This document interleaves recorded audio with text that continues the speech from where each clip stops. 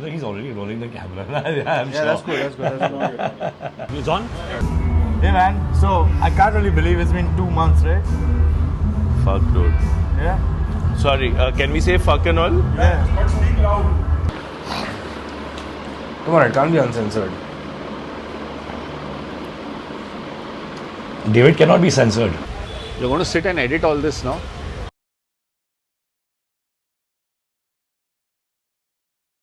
Dad is very witty. He'll come up instantly with one liner and you're like, what? What hit you? So we were driving through Old Goa, coming towards Panjim. And we were all tired. We had played 3 shows and we were tired. Suddenly we all see a board. It says Bicholim. Okay, that's a place in Goa. We all saw it, but we were tired.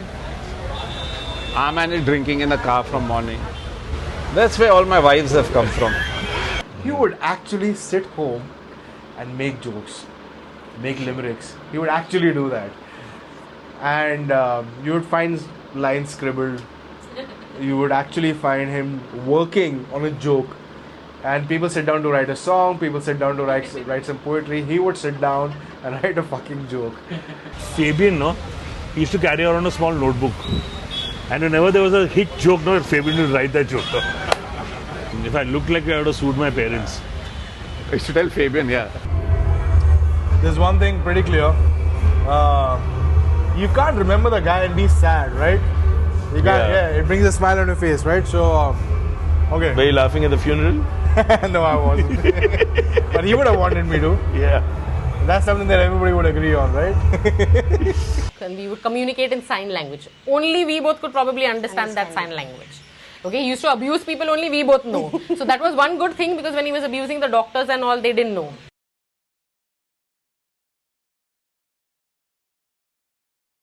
I think Komal only her name was. So Dad, okay, so it was my birthday time. So I got this bouquet of flowers and all. He takes that and he gives it to her in front of me, and I'm like, Dad, that's mine. He's like, and then he's flirting. I'm like, Dad, we are right here. Number of times I've seen them find this pretty young thing coming along, like, "Ooh, I love your music, you're playing so bad, you're in a band," and it would never get old for them. And now I know how they feel, but it never got old. And they'd be like, "I'm just a dirty old man," you know, like, fuck, dude. I like your pause. I remember the first time Varun was very excited that he had met this amazing Anglo-Indian guy who was so colourful and so encouraging, and he said, "You have to meet this David." And I went to meet David the next day, and the first thing he asked me was, "Show me your paws." I was just shocked for a few seconds. I didn't know how to react, and I did eventually show him my feet, and he actually kissed my feet the first time that we met. So, but that's David for you. His love for paws, for feet. I mean, he always referred to it as paws, right? Oh my gosh, that's a different story altogether. And he made all the women around him, let it be his daughters or someone who he was fond of, feel really special about their feet for some reason.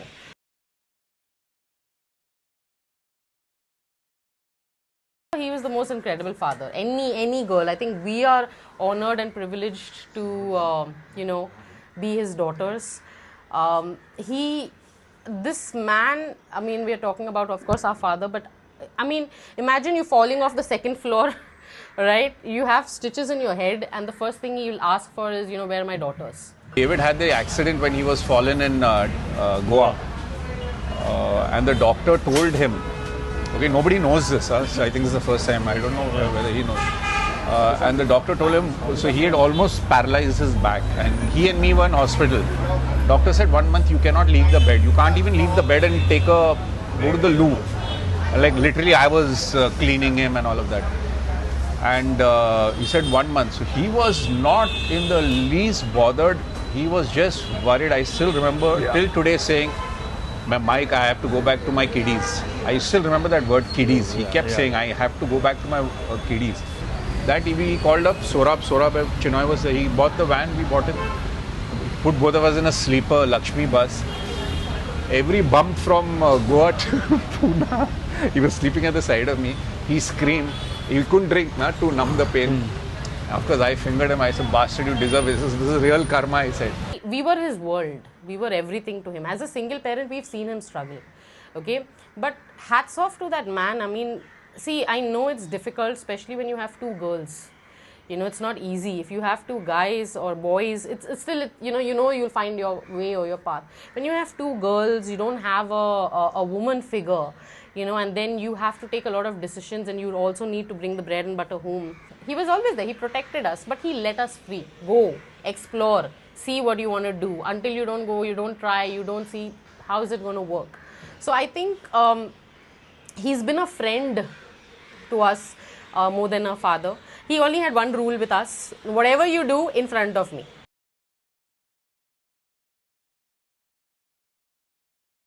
I'm sure, whether they confess it or not, every guy who's played with David, every band boy has sipped his Santra on an emergency day when they've run out of their own booze. 100%. Or at least just to taste what it is like. Always. Nobody cared to share the bottle, but he would share.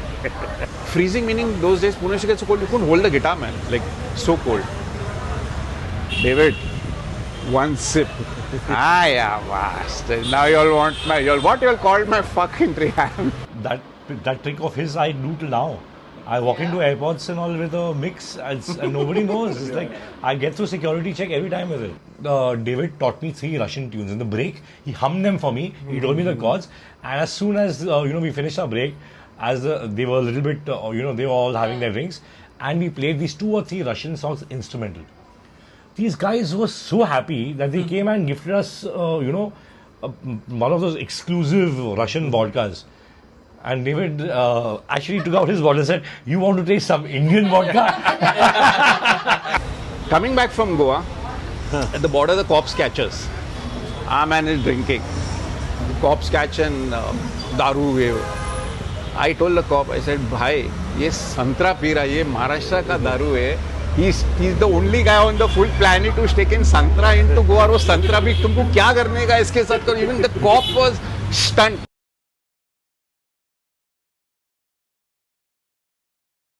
Everybody I know, every single person I know has a David story. He had also never been to Goa, both these guys. And early morning, the bus is getting into Goa, it's sleeper, and he looks up. And as you're entering Goa, you see Ba, So this guy, Ba, black sheep, Ba. Early fucking morning 6. So he was so happy when he landed in Goa. He bought us booze. Yeah, and all, so listen, we get into Goa early morning. There's an old uncle opening his booze shop. Kalangut. At 8:39 So morning. David goes to the shop. He goes to the shop and he buys. So he's telling that David's telling that old uncle, what uncle, so early opening? So that guy said, for customers like you only. He went and bought for us booze. No bloody paisa hai, nahi ye show hai. And his favorite thing is, yeah, boys, groove. He'll throw the cigarettes and... I was like, okay, when are you guys getting married? How long have you guys been dating? And he was after me and Khushbu for the longest time. Okay. Why aren't you guys getting married? And the fact that he played at my wedding, and it was like Gravity, of course, and my band at my wedding, and David playing drums, and then I wanted to sing My Way, and I wanted to sing Wonderful Tonight, and he played guitar on both those songs for me. That'll have to be the fondest memory for me. And I remember how I used to go on taking Dean's case, because obviously he was an amazing bass player, and Dean was like learning and doing the bass duties in our band, and he used to always give his what you're playing is pussy. That was his favorite. His valuable feedback to Dean. Basically, when I was maybe 25, 26, and the first guy I met was David. And the first thing, no warm up. I was like a prodigy, and he would give me some like 50, 60 rupees and ask me to get his tangy punch. And he didn't have a pianist. So he asked me to go and pretend like I was playing. Yes. And he would give me, at that time, he would give me $1,000. Yes. So he had done that with me also. Yeah, and he had taken me literally to the show. He bought me clothes. He made me stand behind and pretend like I'm singing. Yeah, pretend like you're singing. And playing. Playing. I mean, at one stage it used to be so much fun when we were like playing Christmas dances. So Fabian and he were, I mean, we were all friends, but they two used to always fucking Get at each other. Get at each other. We literally had to keep David on the right out, then me to control him, then Chris had to, and Fabian on the left out. So Chris controlled him. And both these guys, so we used to literally be playing on stage, making the full crowd dance, take a break, go down, and both these guys, oh, fucking shoot, marana, yeah. Fucking go on stage, Ronnie makes an announcement, the band is back, go quietly and play like nothing has happened. So it was too much fun. I remember the way you used to sing, Ride, Sally, ride. Oh yeah, we go back, right? You know. I remember you used to make Vernon and Dean look like ladies. Again in Ravi Apartments, okay. So I had these few boyfriends. My dad literally went and held one guy up and like, you stay away from my daughter. You don't come near her. And I'm like, Dad. He used to send me to spy on you for them. Yeah, and then he used to train her, okay? Go spy, tell me what is she up to. And then he used to go after the guys. I'm like, And Dad. I used to go to him, tell him, Dadu, Shabu's doing this.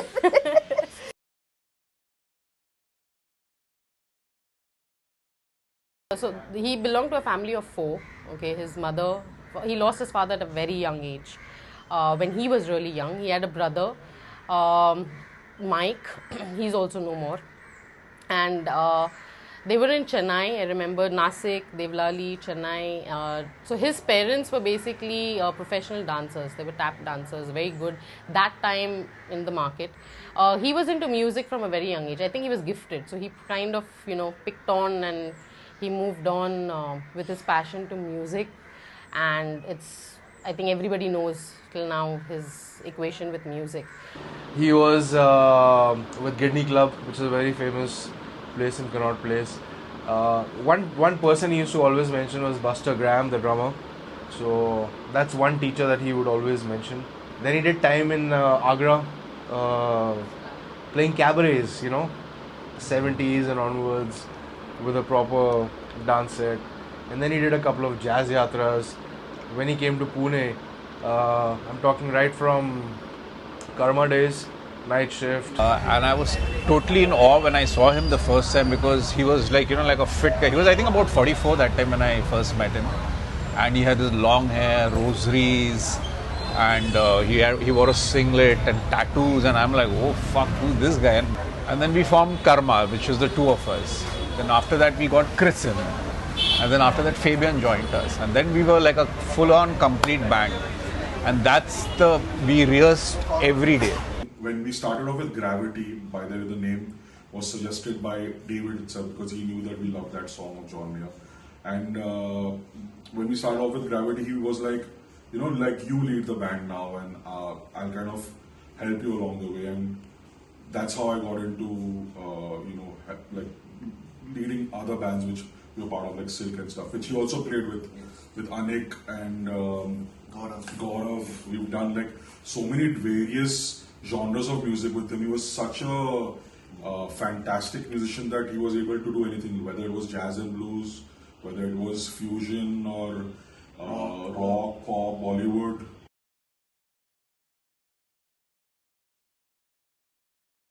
But Dad's brains, oh my gosh, that man, quick thinking. He used the heater at that time, the rod heater was not a very popular thing like it is now. He used the heater, he boiled eggs and rice with that heater. But he ensured that we ate. And that till now, I remember being the most favorite meal that I enjoyed. You know how good a cook is if they can make good dal. Yeah. And once with just green chilies, a tomato and onions and nothing else, maybe jeera, that's it. With 4 ingredients, he taught me how to make the most scrumptious dal, and my favorite was this ball curry. Ball curry, that day we made. He had one specialty he used to make for us. We had to buy bruins from Hussaini Bakery. He would tell Mike to pick up kebabs from some cart on the road. Dog kebabs. And he would make it, he called it Thai curry, no? Yeah, he used to call it Thai curry, but it was fucking anything but Thai, but it was damn tasty, man. Super tasty. And we used to... Too tasty. I don't know what he put in that. God, it was nothing, anything but Thai. So he used to put the kebabs in that curry and we used to have it with broon. Superb. The secret was different. Why everything would taste good, I can't disclose that. I would not care. It's cooked. It's The germs are killed.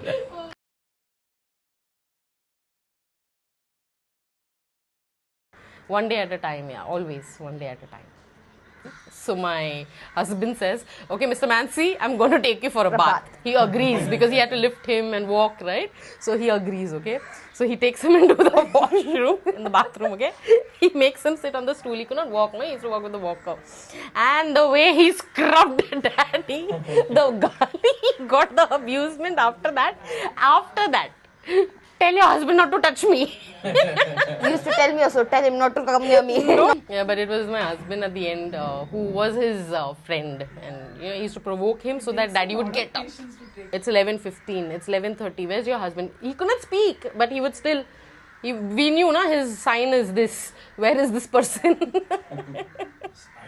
But I think he was more worried of how I'm going to cope, because I had a very different bond with Dad. But I don't know from where I got the strength. And then when I sat and I realized that it was him who was preparing us for something like this. So he knew. I went in for my bath. I come out and I was getting ready. I come into the hall and then I suddenly see his eyes up. He put him onto the wheelchair. He carried him, put him into the rickshaw. So he was with me, on me, and I think that's where he breathed his last. And then in my arms, yeah. She hugged me and she just said that, Steffu, he suffered a lot. He's in a better place.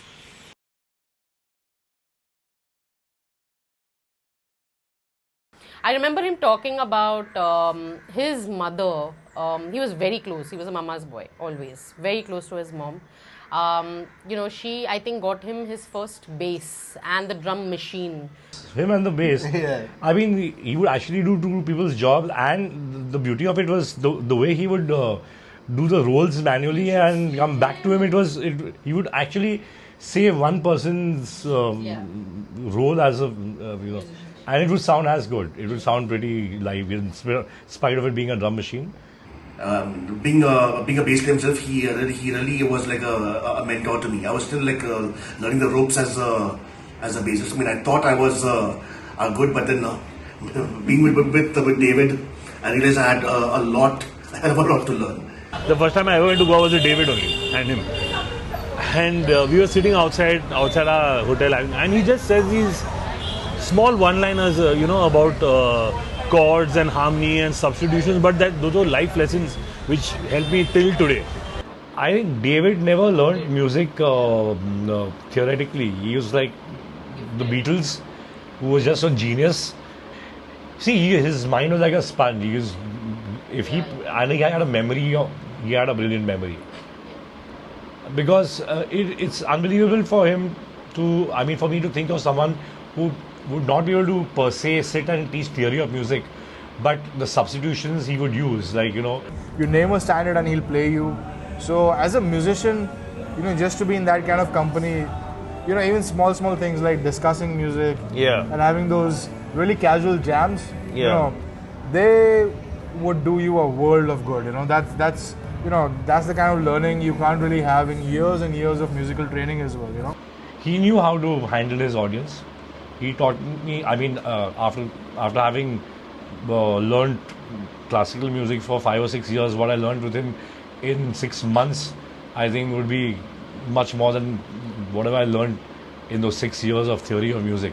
I always remember him as being someone very open to all sorts of music. Like he would come and tell us about the new Taylor Swift songs, the Lady Gaga songs. And he knew some of the new songs before we did, when we were actually almost a generation apart, and it was always amazing how he kept up with the times. Balls and he used to do things his own way then. Michael Franks and all, who knew what I didn't know. I knew who Van Halen was and Deep Purple, I didn't know. And I told him, I can just play 16 songs, I can rock. He said, you want to be an overall versatile musician, I'll teach you. You have to practice, you come. So for me, it was a huge learning curve. He loved rock, like Eagles. He loved play. Let's play that soft rock shit, man. Fuck you, man, David. Let's play some fucking standards. So I wanted to learn standards, and he wanted to. So it was good. We were so successful. I mean, we literally took over the entire pop scene in the 90s, which you couldn't do. He was there, even when he was sick and he wasn't able to move. He was there for every blues jam. Yeah. But he still had to be in the music. He still had to be in that energy. He was there for Fabian's tribute both the times. So he showed up. He showed up. The first time I met David was when I was playing with Jet Set. So I was just out of school, very excited, and our bass player was really unwell. So David had come to sub for him. He had just come down from Delhi. So he came, and in Jet Set there were strict rules that we couldn't drink and all that, and David came canned. But I mean, he changed the sound of the band that night. I mean, he was yeah, you know how he used to play. So he just completely, I mean, he knew, because he could play any song in any key. Yeah, man, he could play any song in any key at any time. So after the gig we finished, and then he says, "Can we battle?" Then I like this little fucker. For me, he was created, or the way he was only because of music. I think music was everything to him. Music gave him everything till the very end.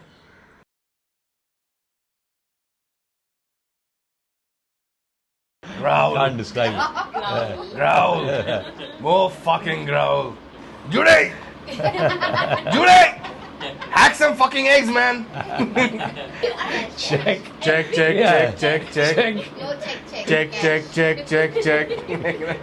And when it finally sounded good, cash. I mean, the first thing when he now that makes me crack up, Steven is a brilliant sound engineer. In his,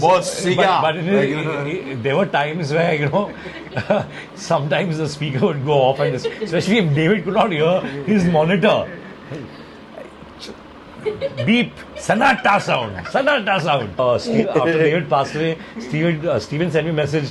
David is now Sonata finally, and it was like with so much emotion that I know Steven didn't must have felt the depth of saying it also, and at the same time it was such a Davidism that it was the right way to say I had tears and I laughed at the same time when I read that message. So that's David for you.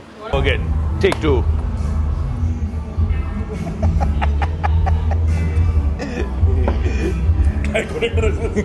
That was a very David thing to do. That was a very David thing to do.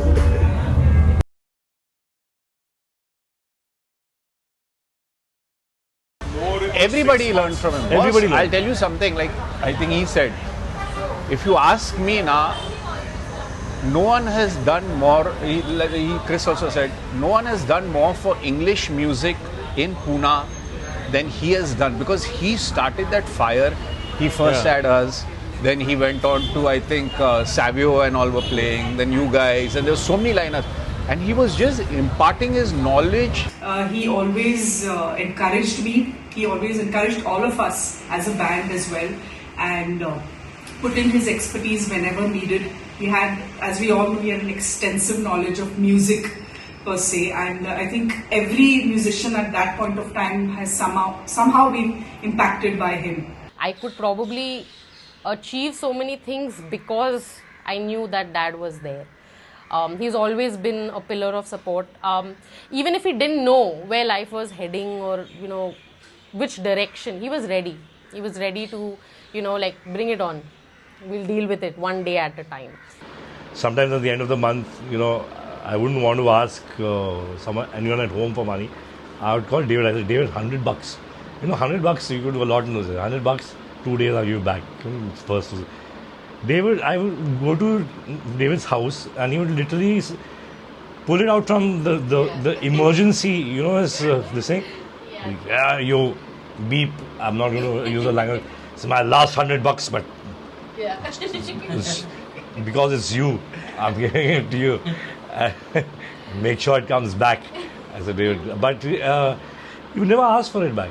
He used to be on time everywhere. 5 o'clock, he'll start getting ready at 2. He would never expect anything from a club owner or a he would just come to play, do his job, carry his own little bar. He says, see, you're getting paid to play. Okay? You have no right to just go to the bar and drink or eat and all. And then he told me a few things, why don't you try this? Why don't you do this? Why don't you do that? 6 months down the line of us gigging, playing back and forth, one day after a gig at the Ship, he comes down, he tells me, Arnab, you're sorted now. He really kind of helped me to establish the band store, into being what it is now. And I'm forever grateful to him for that. And not only with his contacts, but even with his knowledge and his wisdom and all the tips and tricks that he used to do, because he used to be a band leader for many years of his life. What he taught us then has taken us our entire life, man. I don't think we would have got not just music. He taught us to be a professional. Correct. To treat music like a profession. That's the most important thing. That is one thing about David. He never compromised. He enjoyed his music, and he never ever let anyone dictate terms to him. For me, though, I don't even know whether I would carry on. I had reached a stage where I would have probably not carried on as a musician. I had reached a stage. He was the guy he came and he was in severe pain. I mean, pain meaning you have cracked this. I've got a bloody hurt toe and I can't walk. I'm in pain. You do not know what level pain he was. He played the entire show. Every step he took, he screamed. He literally screamed, but he did the gig. That's what you call a professional. And we used to have fun. Our rehearsals used to start 6 in the evening every day till about 10. Then he used to cook for us and all. We used to laugh till 12 and come back. Great days, man. Great days. I'd say, David, thank you for the music, thank you for the inspiration, thank you for the love, and we will do our fucking best to make sure it lives on, the spirit lives on. Thank you. I would say, David, more fucking hee. I'm gonna I raise a glass, I'm gonna have a toot for you, and I'm gonna miss you, man. I'm really gonna miss you.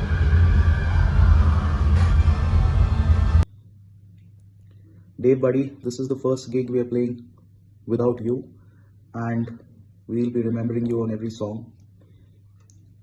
Thank you for being such a great friend, a great band member, band leader, and encouraging us, teaching us, and always being there with your, humor and fun we used to have when we used to do these gigs. Thank you for always being genuine, and calling a spade a spade. We all love that about you, and you're definitely missed, and the Pune music scene and all your friends also miss you. David Mansi, more than just a musician, he was a master at his craft. Probably the best bass player that I've ever known. My first memory of David was listening him sing the old classic Georgia with his guitar and drum machine. Nothing fancy, nothing overbearing at this Jazz Garden stage. But he brought so much soul and so much feel to that song. Something that I learned from David was how to find happiness in simple pleasures. He taught me that happy people don't have the best of everything. They just make the best of whatever life throws at them.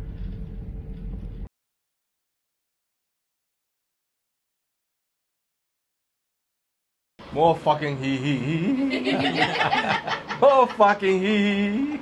After 2 seconds, probably I can imagine them still laughing. And more ha. And more ha. I just want to say that I enjoyed working with this bunch of people, they're very nice, very peaceful, all accommodating, very friendly, and they were great fun to be with, it was good fun working with them. And I might add also, they were all professionals, I believe it or not, I was pretty impressed with some of them.